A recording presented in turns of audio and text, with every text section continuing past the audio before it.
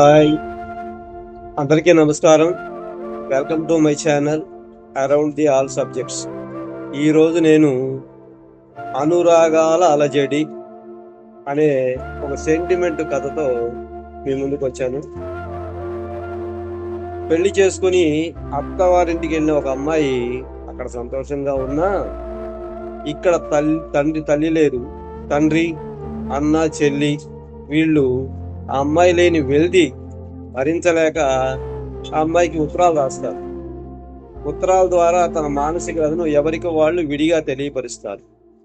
ఆ అమ్మాయి ఆ ఉత్తరాలు చదివి బాధపడుతూ తన భర్తకు తను నోటితో చెప్పలేక తను కూడా ఆఫీస్కి వెళ్ళేటప్పుడు పైలో ఉత్తరం ద్వారా తన ఇది వ్యక్తపరుస్తుంది అభిప్రాయాన్ని.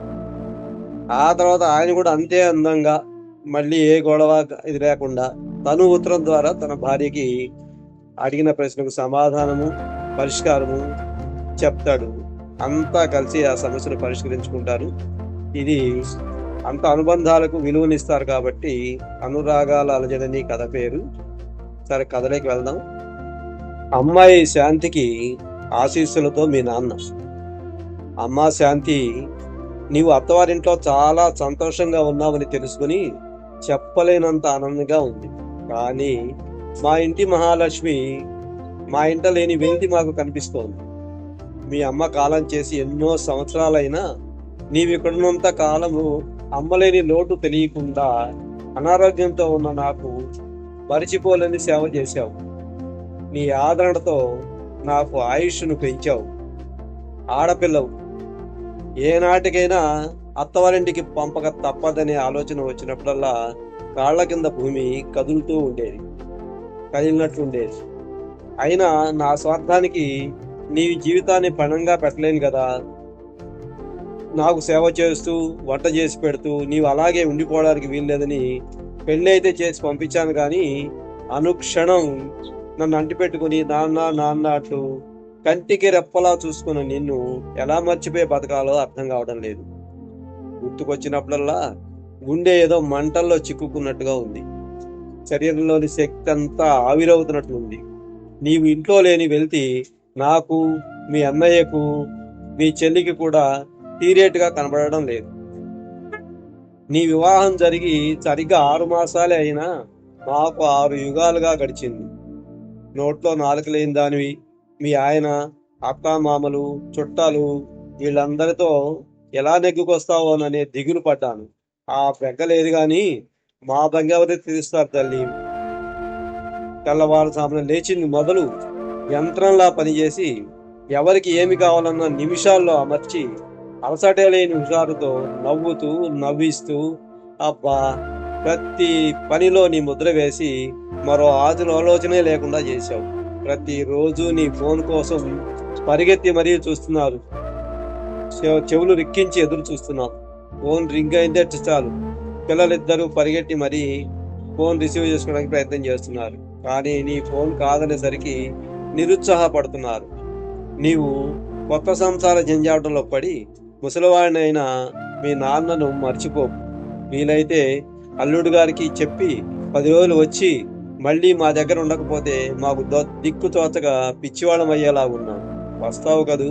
కలతలేని కాపులంతో సంతోషంగా ఉన్నామని తెలుస్తూ నీ రాక కోసం ఎదురు చూస్తూ ప్రేమతో ఆశీస్సులతో మీ నాన్న. ఇక చెల్లి ఉత్తరం రాస్తుంది. అక్క, నేను నీకు గుర్తున్నానా ఏంటి? పెళ్లి చేసుకుని మీ ఆయన పక్కనుంటే మేమెవరం గుర్తుకు రావాలా? లోకంలో నీ ఒక్కదానివే పెళ్లి చేసుకున్నావా? ప్రతిరోజు ఒకే కంచంలో తినేవాళ్ళం. నీవు కలిపి నోట్లో పెడితే కానీ నాకు బుద్ధ దిగేది కాదు. మర్చిపోయావా? నీవు మంచంలో నా పక్కలేంది నాకు నిద్ర పట్టదు. అన్నీ తెలిసి ఎలాగే ఎంత మీ ఆయన నిన్ను పువ్వుల్లో పెట్టి చూసుకుంటే మాత్రం అంత గుండె రాయి ఎలా చేసుకున్నావు? నీకో చెల్లి ఉందని అసలు నీకు గుర్తుందా? నాకు అదంతా తెలియదు. నీవు రమ్మంటే వచ్చి బావగారి కాళ్ళు పట్టుకుని నిన్ను 10 రోజులు పంపించమని అడుగుతానక్క. ప్లీజ్, నీ జ్ఞాపకాలతో సరిగ్గా అన్నం తిని నిద్రపోయి చాలా రోజులైంది. ఇలా నువ్వు పెళ్లి చేసుకున్న తర్వాత ఉలుకు పలుకు లేకుండా నీ సుఖం నువ్వు చూసుకుంటావు అనుకుంటే అసలు ఎప్పటికీ నీకు పెళ్లి చేయొద్దని నాన్నను బతిమాలుకునేదాన్ని. నీవు దగ్గర లేకుండా నేను ఏకంగా పిచ్చిదాన్ని అయిపోయాను. అసలు మమ్మల్ని ముగ్గురిని వదిలేసి నీవు ఎలా అక్కడ ఉండగలుగుతున్నావో చెప్పు. నీకు మనసాక్షి లేదా? నువ్వు వస్తావా లేక నేను వచ్చి బావగారితో పోటాడాలా? ప్లీజ్ అక్క, నీవు లేని ఈ ఇల్లు చాలా బోరుగా ఉంది. ఆకాశంలో చుక్కలెన్నో చందమామ లేకపోతే చీకటే కదా. నేనైతే మాత్రం ఏమైపోతానోనని చాలా భయంగా ఉంది. ఆ వెలితి నేను భరించలేకపోతున్నాను. త్వరగా వచ్చే అక్క, ప్లీజ్ అక్క. మళ్ళీ కొద్ది రోజులు ఇక్కడ ఉండి వెళ్దువు గాని. ఇక అన్నయ్య రాస్తున్నాడు ఉత్తరము. శాంతి ఆశీస్సులతో మీ అన్నయ్య. నీవు అత్తగారింట్లో సంతోషంగా ఉండి ఉంటావు. నిన్ను డిస్టర్బ్ చేయడం ఇష్టం లేకపోయినా తప్పనిసరి ఉత్తరం రాస్తున్నాను. మంచి సంబంధం చూసి వైభవంగా నీకు పెళ్లి చేసిన రోజున నీ కళ్ళలోని వెలుగును చూసి మేమెంతో సంబరపడిపోయాం. ఆ ఆనందం మాకు ఇప్పుడు లేదు. ఎందుకంటే నట్టింట లక్ష్మణ తిరుగుతూ అన్నీ నీవై అంతా నీవై ఇప్పుడున్న ఈ ఇంట్లో నీవు పెళ్లి చేసుకుని వెళ్ళిపోయిన తర్వాత లక్ష్మిగడ ఇంటికి దూరమై ఇల్లంతా పోసిపోతోంది.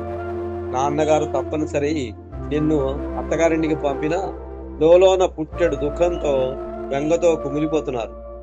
చెల్లాయి అయితే కంచం ముందు కూర్చున్నదంటే నీ జాసే. అది అన్నం సరిగ్గా తిని చాలా రోజులైంది నీపై బెంగతో. నాన్న, అన్నయ్య, చెల్లాయి అంటూ ఇన్నాళ్ళు అడగకుండానే మా అవసరాలు తీర్చిన నీ పిలుపులే మా చెవుల్లో గురిగంటల్లా మోగుతున్నాయి. ఆడపిల్ల పెళ్లి చేసుకుని అత్తవారింట్లో సుఖంగా సంతోషంగా ఉండడం కంటే నీవు ఇంట్లో లేని వెళ్తి తీరని బాధగా, చెప్పలేని మానసిక వ్యధగా ఉంది. ఎవరికైనా మా బాధ గురించి చెప్తే అలాగని ఆడపిల్లకు పెళ్లి చేయకుండా అడ్డు పెట్టుకుంటారో ఏమిటి? కొద్ది రోజుల్లో అదే అలవాటు అవుతుంది. మీ పనులు మీరు చేసుకుంటూ ఉండండి అంటున్నారు. సహజమే, కానీ మా బాధ అసహజమా? ఏది ఏమైనా నువ్వు మళ్ళీ కొద్ది రోజులు వచ్చి మాతో ఉంటేనే గాని మేము మనుషులం కాము. బావగారికి నీవేం సర్ది చెప్పుకుంటావో మాకు తెలియదు. ఇక చెల్లి దిగులతో మారం చేసినప్పుడల్లా నేనే వంట చేయాల్సి వస్తుంది. నాన్న నన్ను వెంటనే వివాహం చేసుకోమంటున్నాడు, కానీ నా మనసు అంగీకరించడం లేదు. నీ ఒక్కదానివి పెళ్లి చేసుకుని వెళ్ళిపోతేనే మేము ఇంతలా బాధపడుతున్నాము. నేను కూడా పెళ్లికి పేరుతో భార్యకు దగ్గరైతే ఇక మిగతా వాళ్ళిద్దరి పరిస్థితి ఊహించడానికి కూడా ఇబ్బందిగా ఉంది. అందుకే ప్రస్తుతానికి ఆ మూడు లేదు. మళ్ళీ నిన్ను చూశాక ఏదైనా ఆలోచన. మనసులో ఎంత బాధ ఉన్నా పెద్దవాడు నాన్న బాధపడకుండా, చెల్లి కంటపడకుండా తప్పించుకుంటూ ఒంటరిగా గడుపుతున్నా నా మనసు నిశ్చయంగా ఉంది. దీనికి ఇక సరిపెట్టుకోవడమే తప్ప పరిష్కారం లేదు. కాబట్టి మరిచిపోవడానికి మానసికంగా నేను సిద్ధమని అవుదామనుకున్నా నా మనసు నీవు చూపిన మమకారం ముందు ఓడిపోతోంది. ఇలా చిన్న పిల్లల్లా బేలగా అయిపోయి నిన్ను మళ్ళీ రమ్మని అర్థించాల్సి వస్తోంది. నీ క్షేమాన్ని కాంక్షిస్తూ ఆశీస్సులతో మీ అన్నయ్య. శ్రీవారికి ప్రేమతో మీ శ్రీమతి. నేను మన వివాహం తర్వాత ఎంతో సంతోషంగా ఉన్నాను. పుట్టింటి బంధాలన్నీ వదులుకొని భయంగా మీ ఇంట్లో అడుగుపెట్టిన తర్వాత మీ అందరి ఆదరణ చూసి ఎంతో అదృష్టం చేసుకుంటే గాని మీలాంటి భర్త అత్తమామలు దొరికారనిపిస్తోంది. కానీ ఇంత ఆదరణ ఇక్కడున్నా నా పుట్టింటి అనుబంధాలు మరిచిపోలేక నన్ను మానసికంగా వెంటాడుతూనే ఉన్నాయి. రక్త సంబంధాల బహుబంధాలు నన్ను బందీని చేస్తున్నాయి. నాన్న, అన్నయ్య, చెల్లి రాసిన ఉత్తరాలు చూస్తుంటే నాకు చాలా బాధగా ఉంది. నేనే ప్రాణంగా బతికిన నా కుటుంబం నేను పక్కన లేకపోయేసరికి దిగులతో అల్లాడిపోతాను.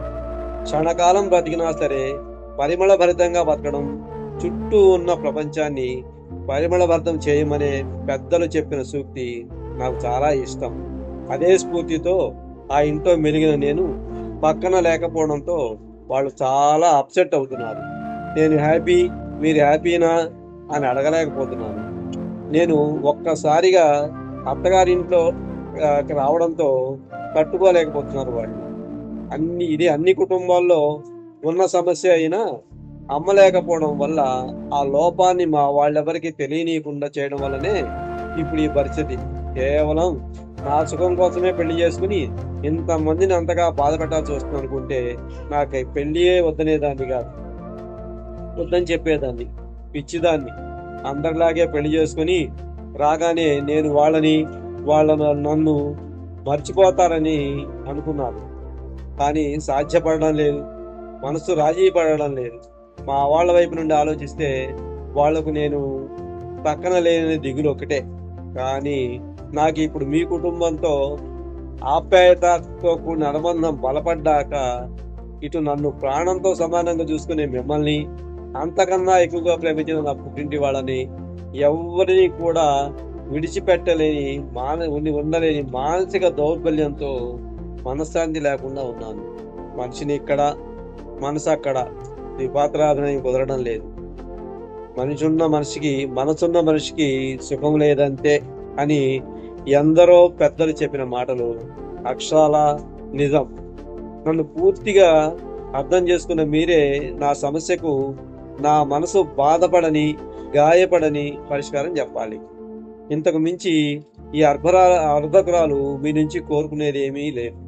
ప్లీజ్, పెంచుకోలేని బంధాలు, పెంచుకోవాల్సిన అనుబంధాలు ఈ మధ్యన నా మానసిక సంఘర్షణ అర్థం చేసుకుంటారని భావిస్తాను. ప్రతి సంఘటనకు ఆనందకరమైన ముగింపు ఉండాలన్నదే నా కోరిక.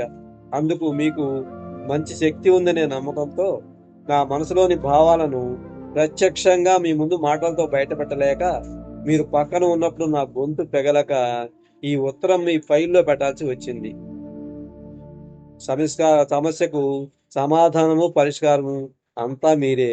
ప్రేమతో మీ శ్రీమతి.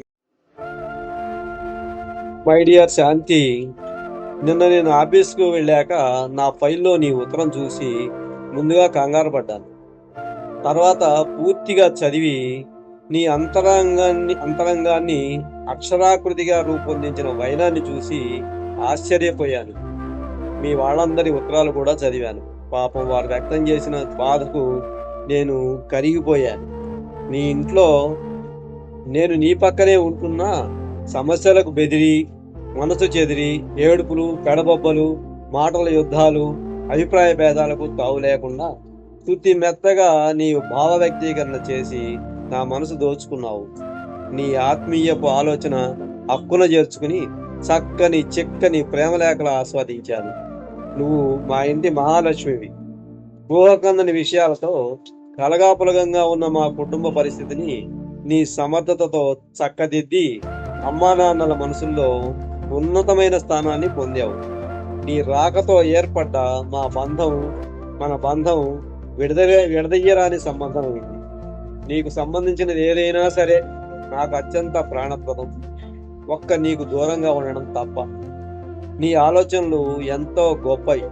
నేను సైతం నీ ప్రేమ బంధానికి కట్టుబడిపోయాను. ఈ బంధాలన్నీ ఎంతో సున్నితమైనవైతే వాటికి ప్రశాంతంగా పరిష్కారం చూపించడంలో ఆత్మవిశ్వాసం కలిగిన ఈ వ్యక్తిత్వం ముందు మేమంతా తల వంచాల్సిందే. అంతా నీ కోరిక ప్రకారమే జరుగుతుంది. భర్తగా నీ ఆనందమే నాకు ముఖ్యం. నా వ్యక్తిగత విషయాలకు ప్రాధాన్యత లేదు. నీ వేదన, నివేదన, ఆరాధన పూర్తిగా సహజమైందే. ఒక్కటే నిన్ను, నన్ను, మనందరి మమైక్యం చేసేది ఒక్కటే, నీ ప్రేమ. ఇక ప్రస్తుతం నీవు ప్రస్తావించిన విషయం అంత పెద్ద సమస్య ఏమీ కాదు. ఎందుకంటే నీ ఆనందానికి మించినది ఏది నాకు లేదు ఈ సృష్టిలో. అందుకే నీ అభిప్రాయాలకు అనుగుణంగా చక్కటి పరిష్కారం రాబోయే రోజుల్లో నీకు కానుకగా ఇస్తా. ఏమిటంటే, నాకు నీతో పాటు అమ్మా నాన్నలు ముఖ్యం. నీకు నాతో పాటు మీ అన్నయ్య, చెల్లి, నాన్న అంటే ప్రాణం. కాబట్టి మీ వాళ్ళంతా మనతో పాటు ఇక్కడే ఉండే ఏర్పాటు, లేక మనమంతా అక్కడికి. ఇప్పుడు మనం కుటుంబం మొత్తం వాళ్ళు 3, మనం 4, మొత్తం 7 మంది. నీకు ఏది సంతోషకరమో చెప్తే దాన్ని అమలు చేసి వెంటనే ఆ దిశగా అడుగులు వేద్దాం. ఈ మాట ఒక్క ముక్కలో నేను నీతోనే చెప్పొచ్చు. కానీ నీ ఉత్తరాన్ని చదివి ఎంతో థ్రిల్లింగ్ గా ఫీల్ అయిన నేను ఆ థ్రిల్లింగ్ నీకు కూడా కలగాలని ఉత్తరం ద్వారానే, నా మాటలకు కాకుండా నా మనసు బయట పెట్టాలని నేను నీలాగే ఉత్తరం ద్వారానే జవాబిస్తున్నాను. ప్రేమతో ఈ శ్రీవారు. అయిన తర్వాత ప్రేమతో ఆహ్వానం. మా శాంతి కుటుంబం సమైక్యంగా ఉమ్మడిగా నిర్మించుకున్న శాంతి నివాసంలో ఆకాశమే పందిరి, భూమి మీద సందడి, అనురాగాల అలజడిగా శాంతి కుటుంబ సభ్యులందరము కలిసి జరుపుకుంటున్న ఆత్మీయ వేడుకలకు ఆప్తులందరికీ ఆహ్వానం. ఇట్లు శాంతి కుటుంబం. పెళ్ళైన అమ్మాయి అత్తగారింటికి వచ్చిన తర్వాత పుట్టింటి వాళ్ళు పడ్డ మానసిక వేదనకు భర్తే పరిష్కారం చూపుతూ అందరినీ కలిపి ఒక చోటు నుంచి అందరినీ అనుబంధమే ముఖ్యం అనుకున్న ఇది నేను అదే దీన్ని ఉన్న సింపుల్ మెసేజ్. అనుబంధాలే మనకు ముఖ్యమైన అన్నింటికంటే అని చెప్పడమే నా ఉద్దేశం. మెసేజ్ బాగుంటే లైక్ చేయండి, షేర్ చేయండి, సబ్స్క్రైబ్ చేయండి. ఈ అంతర్లీనంగా ఉన్న మెసేజ్ని అందరికీ తెలియజేయండి. నమస్కారం.